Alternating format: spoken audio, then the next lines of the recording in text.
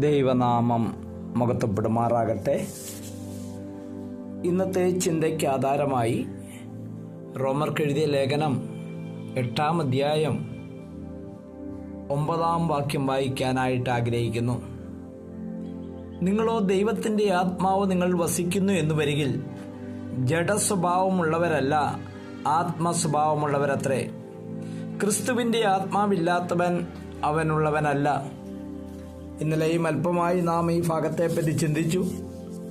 ഒരു വിശദമായ പഠനമൊന്നുമല്ല ഇതിലൂടെ ഉദ്ദേശിക്കുന്നതെന്നാൽ പ്രാഥമികമായിട്ട് അറിയേണ്ടതായ ചില സത്യങ്ങൾ നാം അറിഞ്ഞിരിക്കേണ്ടത് വളരെ ആവശ്യമാണ്. റോമാലേഖനം 8:9 നാം വായിക്കുന്നു, ദൈവത്തിൻ്റെ പരിശുദ്ധാത്മാവ് നിങ്ങളിൽ വസിക്കുന്നു. അപ്പോൾ ഒരു കാര്യം വേദപുസ്തകം ക്ലിയറായിട്ട് പറയുന്നു, യേശുക്രിസ്തുവിൽ വിശ്വസിച്ച ഒരു വ്യക്തിയിൽ ദൈവത്തിന്റെ പരിശുദ്ധാത്മാവ് വസിക്കുന്നു. 1 കൊരിന്ത്യർ 3:16 നമുക്ക് വളരെ പരിചിതമായ വാക്യമാണ്. ആ വാക്യത്തിലും അതേ കാര്യമാണ് പറയുന്നത്. 3:16 നിങ്ങൾ ദൈവത്തിന്റെ മന്ദിരമെന്നും ദൈവത്തിന്റെ ആത്മാവ് നിങ്ങൾ വസിക്കുന്നുവെന്നും അറിയുന്നില്ലയോ? അവിടെ ഒന്നുകൂടി എടുത്തു പറയുകയാണ്, നമ്മുടെ ശരീരം ദൈവത്തിന്റെ മന്ദിരമാണ്. എന്നിട്ട് പറയുന്നു, ദൈവത്തിന്റെ പരിശുദ്ധാത്മാവ് നമ്മിൽ വസിക്കുന്നു. റോമാലേഖനം 8:9 പറഞ്ഞത് ദൈവത്തിന്റെ പരിശുദ്ധാത്മാവ് നമ്മിൽ വസിക്കുന്നു. 1 കൊരിന്ത്യർ 3:16 നാം വായിച്ചത് ദൈവത്തിന്റെ ആത്മാവ് വസിക്കുവാൻ തക്കവണ്ണം നമ്മുടെ ശരീരത്തെ ദൈവത്തിന്റെ മന്ദിരമാക്കി മാറ്റിയിരിക്കുകയാണ്.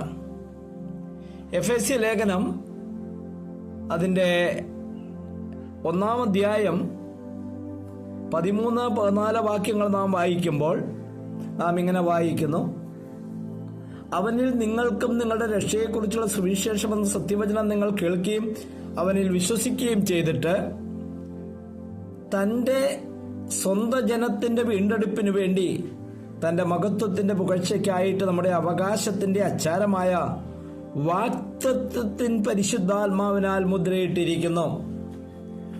വസിക്കുന്നു എന്ന് മാത്രമല്ല, നമ്മെ മുദ്രയിട്ടിരിക്കുന്നു എന്നും നാം വായിക്കുന്നു.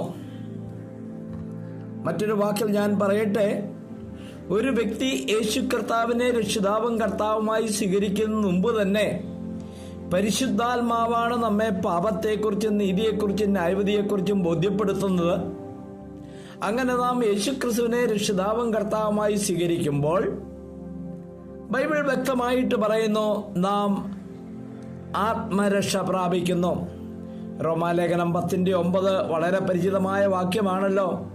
യേശുവിനെ കർത്താവെന്ന് വായ്കൊണ്ട് ഏറ്റുപറയുകയും അവനെ മരിച്ചവരുടെ ഒന്ന് ഉയർത്തെഴുന്നേൽപ്പിച്ചുവെന്ന് ഹൃദയം കൊണ്ട് വിശ്വസിക്കുകയും ചെയ്താൽ നീ നിശ്ചയമായും രക്ഷിക്കപ്പെടും.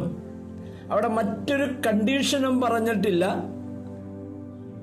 സ്നാനമേൽക്കണമെന്ന് പോലും പറഞ്ഞിട്ടില്ല.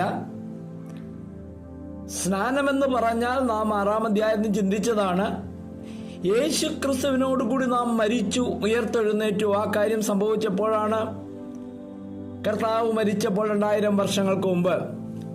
ആ കാര്യം സ്നാനത്തിലൂടെ നാം ഓർക്കുകയാണ്. ഒരു ഡ്രമറ്റൈസ് ചെയ്ത് അല്ലെങ്കിൽ ആ കാര്യമൊന്ന് ചിത്രീകരിച്ച് നാം കർത്താവിന്റെ കൽപ്പന ആചരിച്ച് ദൈവത്തെ മഹത്വപ്പെടുത്തുന്നു. അപ്പോൾ ഒരു കാര്യം മനസ്സിലാക്കുക, യേശുക്രിസ്തുവിനെ രക്ഷിതാവും കർത്താവുമായി സ്വീകരിക്കുന്നതോടുകൂടി നാം ദൈവമകനായി തീരുന്നു. കാൺമിൻ, നാം ദൈവമക്കൾ എന്ന് വിളിക്കപ്പെടുവാൻ ദൈവം എത്ര വലിയ സ്നേഹം കാണിച്ചിരിക്കുന്നു. അവനെ കൈക്കൊണ്ട് അവന്റെ നാമത്തിൽ വിശ്വസിക്കുന്ന ഏവർക്കും ദൈവമക്കളാകുവാൻ അവൻ അധികാരം കൊടുത്തു. അപ്പോൾ നാം ദൈവമക്കളാണ്. ദൈവത്തിന്റെ പരിശുദ്ധാത്മാവ് നമ്മിൽ വസിക്കുന്നു. അതുമാത്രമല്ല, വേദപുസ്തകം വളരെ വ്യക്തമായിട്ട് പറയുന്ന കാര്യം, പെർമനന്റ് ആയിട്ട് പരിശുദ്ധാത്മാവ് നമ്മിൽ വസിക്കുന്നു. പഴയ നിയമത്തിന്റെ താളുകളിലൂടെ നാം പരിശോധിച്ചാൽ പരിശുദ്ധാത്മാവ് വരികയും ഏതൊരു കാര്യം ചെയ്യണോ അത് തന്റെ ദാസന്മാരിലൂടെ ചെയ്തിട്ട് അവരെ വിട്ടുപോകുകയും ചെയ്യുന്ന ഒരു സ്ഥിതി നാം കാണുന്നുണ്ട്. എന്നാൽ എന്നേക്കും ഇരിക്കേണ്ടതിന് ഞാൻ പോയാൽ ഒരു കാര്യസ്ഥനെ അയക്കും, അവൻ എന്നേക്കും നമ്മുടെ കൂടെ ഇരിക്കുന്നു, നമ്മളെ വിട്ടുപോകുന്നില്ല. നമ്മളെ കർത്താവിന്റെ അടുത്ത് എത്തിക്കുവാനുള്ള ഉത്തരവാദിത്വം പരിശുദ്ധാത്മാവ് ഏറ്റെടുത്തിരിക്കുകയാണ്. പിതാവിന്റെ അടുത്ത് എത്തിക്കുവാനുള്ള ഉത്തരവാദിത്വം. അതുകൊണ്ട് പ്രിയപ്പെട്ടവരെ, ഇത്രയും പറഞ്ഞ് ഞാൻ അവസാനിപ്പിക്കട്ടെ. ദൈവത്തിന്റെ പരിശുദ്ധാത്മാവ് നമ്മിൽ വസിക്കുന്നു. നാം ദൈവത്തിന്റെ പരിശുദ്ധാത്മാവിനാൽ മുദ്രയിട്ടിരിക്കുന്നു. അതുകൊണ്ട് നമ്മുടെ രക്ഷ സുരക്ഷിതമാണ്. അത് മാത്രമല്ല, കർത്താവിനെ സ്വീകരിച്ചതോടുകൂടി പരിശുദ്ധാത്മാവ് നമ്മൾ വന്നു. നാം നമ്മുടെ ശരീരം ദൈവത്തിന്റെ മന്ദിരമായി തീർന്നു. ഈ ഒരു ബോധ്യത ദൈവജനത്തിനുണ്ടാകുവാൻ ദൈവം സഹായിക്കട്ടെ. കേൾവിക്കാരായ ആർക്കെങ്കിലും ഈ സത്യങ്ങൾ മനസ്സിലായില്ലെങ്കിൽ കൂടുതൽ ദൈവവചനം പഠിക്കുക, നിങ്ങൾക്ക് ഈ സത്യങ്ങൾ മനസ്സിലാകും. ആരെങ്കിലും യേശു കർത്താവിനെ ഇന്നുവരെയും രക്ഷിതാവും കർത്താവുമായി സ്വീകരിച്ചില്ലെങ്കിൽ, പ്രിയപ്പെട്ടവരെ, പരിശുദ്ധാത്മാവുമായിട്ട് നിങ്ങൾക്ക് ബന്ധമില്ല. പരിശുദ്ധാത്മാവ് വസിക്കുന്നുവെന്നോ നിങ്ങളുടെ ശരീരം ദൈവത്തിന് മന്ദിരമെന്നോ മനസ്സിലാക്കാൻ കഴിയത്തില്ല. കർത്താവിലേക്ക് കടന്നു വരിക, പാപങ്ങളെ ഏറ്റുപറയുക. കർത്താവ് നമ്മുടെ ജീവിതത്തിൽ പ്രവർത്തിക്കും. നിങ്ങളുടെ ജീവിതത്തിന് മാറ്റം വരും. നിങ്ങളൊരു ദൈവത്തിന്റെ മകനും മകളുമായി തീരും. വലിയവനായ ദൈവം നിങ്ങളെ അനുഗ്രഹിക്കട്ടെ എന്ന് പ്രാർത്ഥിക്കുന്നു. സ്വർഗീയ പിതാവേ, ഒരു പ്രഭാതം കൂടി നൽകി കഴിഞ്ഞ രാത്രിയിൽ സൂക്ഷിച്ചു. ഇന്നത്തെ ദിവസം നിന്റെ ഹിതത്തിനനുസരിച്ച് ജീവിക്കുവാൻ, നിന്നെ മഹത്വപ്പെടുത്തിക്കൊണ്ട് ജീവിക്കുവാൻ, നിനക്ക് ഹിതകരമായത് മാത്രം ചെയ്യുവാൻ ഞങ്ങളെ ഓരോരുത്തരെയും സഹായിക്കണമേ. ആവശ്യങ്ങളിരിക്കുന്നവർ, രോഗത്തിലിരിക്കുന്നവർ, ദുഃഖത്തിലിരിക്കുന്നവർ ആശ്വാസദായനായി അങ്ങ് ആശ്വസിപ്പിക്കണമേ. പ്രാർത്ഥന കേട്ടതിനായി സ്തോത്രം. യേശു കർത്താവിന്റെ ധന്യനാമത്തിൽ തന്നെ ആമേൻ.